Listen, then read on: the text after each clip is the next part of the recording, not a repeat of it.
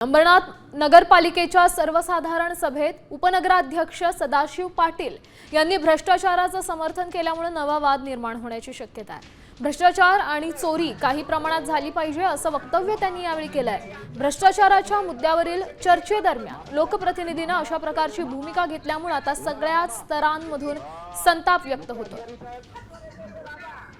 जेव्हापर्यंत मी एखादी गोष्ट सिद्ध करू शकत नाही त्याला मी भ्रष्टाचार बोलू शकत नाही। त्याची चौकशी झाली पाहिजे। कुठंही पत्रावर पत्र आणायचं आपण आणि देत राहायचं, त्याला काय करणार सांगाल तुम्ही मॅडम? साहेब भ्रष्टाचार आणि चोरी काही प्रमाणात व्हायला पाहिजे, पण अति व्हायला नको ती साहेब। मामा आणलाच पाहिजे, पण त्याचा पर्सेंटेज एकदम कमी मामा पाहिजे। मामा मामा मामा हे बघा मामा, मुख्य अधिकारी साहेब, मुख्य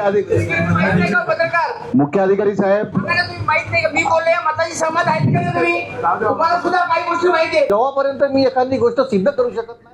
तर या सगळ्या व्हिडिओ संदर्भातली अधिकची माहिती देत आहेत आपले प्रतिनिधी मयुरेश कडव। मयुरेश, हा व्हिडिओ आपण पाहिला तर खरं तर हे अतिशय असंवेदनशीलपणाचं वक्तव्य आहे, काय अधिकची माहिती आहे?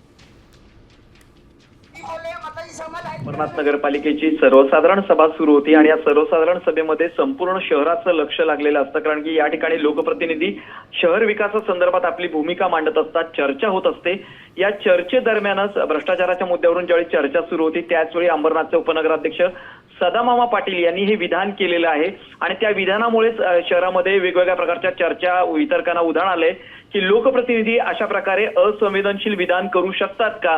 कारण की मुळातच सदामामा पाटील यांची जी उपनगराध्यक्ष पदाची निवड आहे ती पण वादग्रस्त ठरलेली होती, कारण ते सुरुवातीला ज्यावेळी सत्ता स्थापन व्हायची वेळ आली होती त्यावेळी ते सुरुवातीला भाजप सोबत होते, मात्र आता अचानकपणे ते शिवसेनेमध्ये गेले। त्यानंतर आता दुसरं त्यांनी हे वादग्रस्त विधान केलेले आहे, त्यामुळे निश्चितच ते आता अडचणीत येताना दिसत आहेत। श्यामल, नक्कीच धन्यवाद मयुरेश दिलेल्या या सविस्तर अपडेटसाठी।